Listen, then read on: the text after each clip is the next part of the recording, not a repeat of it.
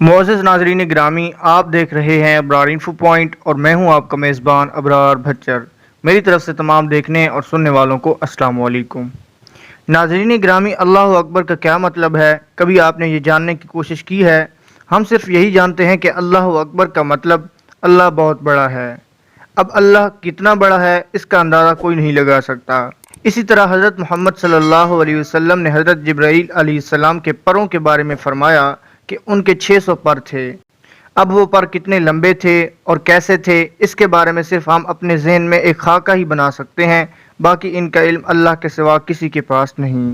اسی طرح سورہ رحمان میں اللہ تعالیٰ نے 2 مشرق اور 2 مغرب کا ذکر کیا ہے۔ تو اب اس کا کیا مطلب ہے کہ مشرق اور مغرب 2 ہیں؟ اور اگر 2 ہیں تو کیا پھر سورج بھی 2 ہوں گے؟ یہ وہ باتیں ہیں جن کا ذکر قرآن میں اللہ تعالیٰ نے کیا، لیکن جس طرح ہم روزانہ سورج کو مشرق سے طلوع ہوتے اور مغرب میں غروب ہوتے دیکھتے ہیں، ویسے ہم 2 مشرق اور 2 مغرب کو نہیں دیکھ سکتے۔ بالکل اسی طرح جس طرح قرآن میں اللہ تعالیٰ نے ستاروں کی منزلوں کی قسم کھائی، لیکن وہ ستارے اور ان منزلوں کو ہم نہیں دیکھ سکتے ہیں۔ اسی طرح اللہ تعالیٰ نے سورہ رحمان کی آیت نمبر 17 میں فرمایا ہے کہ وہی مشرقیں یعنی 2 مشرق اور مغربیں یعنی 2 مغرب کا رب ہے۔ اب اس آیت کا کیا مطلب ہے؟ اسے ہم قرآن اور سائنس کی روشنی میں سمجھنے کی کوشش کریں گے۔ سورہ رحمان میں اللہ تعالیٰ نے 2 مشرق اور 2 مغرب کا ذکر کیا ہے، لیکن سورۃ المعارج میں اللہ تعالیٰ نے 2 سے زیادہ مشرق اور 2 سے زیادہ مغرب کا ذکر بھی کیا ہے۔ اس سورت کی آیت نمبر 40 میں ذکر ہے، تو مجھے تمام مشرقوں اور مغربوں کی رب کی قسم۔ اس آیت سے یہ ثابت ہوتا ہے کہ 2 سے بھی زیادہ مشرق اور 2 سے بھی زیادہ مغرب موجود ہیں۔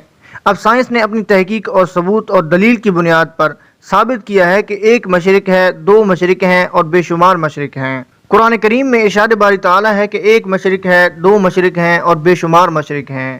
اسی طرح 1 مغرب ہے، 2 مغرب ہیں اور بے شمار مغرب ہیں۔ جغرافیہ کی سائنس ہمیں یہ بتاتی ہے کہ سورج مشرق سے طلوع ہوتا ہے، لیکن اس کے طلوع ہونے کا مقام سارا سال تبدیل ہوتا رہتا ہے۔ سال میں 2 دن یعنی 21 مارچ اور 23 ستمبر ایسے ہیں جن میں سورج عین مشرق سے طلوع ہوتا ہے، یعنی خطہ استوا پر سفر کرتا ہے۔ موسم گرما کے دوران میں 22 جون کو سورج مشرق کی ایک انتہا سے نکلتا ہے۔ موسم سرما میں بھی ایک خاص دن 22 دسمبر کو سورج مشرق کی دوسری انتہا سے نکلتا ہے۔ اسی طرح سورج موسم گرما میں یعنی 22 جون اور موسم سرما میں یعنی 22 دسمبر کو مغرب میں 2 مختلف انتہاؤں پر غروب ہوتا ہے۔ یعنی سال میں جو سردی اور گرمی کے موسم بدلتے ہیں، تو سائنس کے مطابق یہی 2 مشرق اور 2 مغرب ہیں۔ 2 سے زیادہ مشرق اور 2 سے زیادہ مغرب کے لیے سائنس یہ کہتی ہے کہ سورج جو ہر روز ایک نئے پوائنٹ سے طلوع اور غروب ہوتا ہے، تو اس کا مطلب 2 سے زیادہ مشرق اور 2 سے زیادہ مغرب ہے، جو کہ آسانی سے سمجھ آنے والی بات ہے۔ اب قرآن میں ان 3 مقامات پر غور کریں کہ جہاں مشرق اور مغرب کا ذکر آیا ہے۔ سورہ شعراء کی آیت نمبر 28 ہے، اللہ ایک مشرق اور مغرب کا رب ہے۔ سورہ رحمان کی آیت نمبر 17 میں آیا ہے، اللہ جو 2 مشرقوں اور 2 مغربوں کا رب ہے۔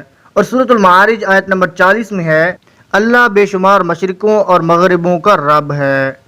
لیکن دلچسپ بات یہ ہے کہ سائنس جو یہاں سورج کے نکلنے اور غروب ہونے کی جگہ کو مشرق اور مغرب کہہ رہی ہے، لیکن قرآن میں ان تینوں آیات میں کہیں بھی سورج کا ذکر نہیں، اور سائنس کے علاوہ کئی تفاسیر میں بھی ان آیات میں سورج کا ہی ذکر کیا گیا ہے، جبکہ سورج جسے ہم ایک سمت سے طلوع ہوتے دیکھتے ہیں، وہ اس سمت یعنی مشرق کا ایک پوائنٹ ہے جہاں سے وہ طلوع ہوتا ہے، جبکہ وہ تمام سمت جسے ہورائزن کہتے ہیں مشرقی کہلاتا ہے، جس ہورائزن کے ایک پوائنٹ سے سورج طلوع ہوتا ہے۔ ہماری پوری کائنات ملٹی ڈائمنشن ہے، اور جب آپ کائنات کو ملٹی ڈائمنشن زاویے سے دیکھیں تو یہ آیات انتہائی آسانی سے سمجھ میں آ جاتی ہیں کہ ہماری کائنات میں لاتعداد ڈائمنشنز ہیں، اور یہ تمام ڈائمنشنز کائنات کو 2 برابر حصوں میں تقسیم کرتے ہیں، یعنی آدھی برابر ڈائمنشن کائنات کے ایک طرف اور آدھی برابر ڈائمنشن کائنات کی دوسری طرف، اور یہ ایک آدھا حصہ مشرق اور آدھا حصہ اس کائنات کا مغرب بن جاتا ہے۔ ان برابر حصوں کے ایک چھوٹے نقطے سے سورج طلوع اور غروب ہوتا ہے، جو کہ اس کائنات کے مشرقی اور مغربی حصے میں آتا ہے۔ تو ہم یہ نہیں کہہ سکتے کہ ان آیات میں اللہ تعالیٰ نے جس ایک یا ایک سے زیادہ مشرق اور مغرب کا ذکر کیا ہے، وہ وہی مقام ہے جہاں سے سورج نکلتا ہے، کیونکہ صرف سورج ہی صرف اس کائنات میں ایک ستارہ نہیں، بلکہ اس کے علاوہ اربوں تعداد میں ستارے ہماری کائنات میں موجود ہیں۔ تو مشرق اور مغرب اس کائنات کا وہ تمام حصہ ہیں جو ایک طرف مشرق اور ایک طرف مغرب پر مشتمل ہے۔ یہ غیب کا وہ علم ہے جو ہمارے ننھے دماغ میں فٹ نہیں ہو سکتا، کیونکہ اس کائنات میں ایسی لاتعداد باتیں ہیں جن کا علم صرف اللہ تعالیٰ تک ہی محدود ہے، اور جہاں انسانی سوچ کبھی پہنچ بھی نہیں سکتی۔ جیسے ایک حدیث پاک میں یہ ذکر ہے کہ سورج ہر رات اللہ تعالیٰ کے عرش کو سجدہ کرتا ہے، تو یہ ایسی باتیں ہیں جو ہم ڈائریکٹلی نہیں سمجھ سکتے، کیونکہ یہ بات کوئی تسلیم کیسے کر سکتا ہے کہ سورج اللہ تعالیٰ کے عرش کو سجدہ کرتا ہے، لیکن حدیث پاک میں آیا تو ہم اس پر ایمان رکھتے ہیں۔ اور اس سجدے سے کیا مراد ہے، تو یہ سائنس اور قرآن دونوں سے ثابت ہو چکا ہے۔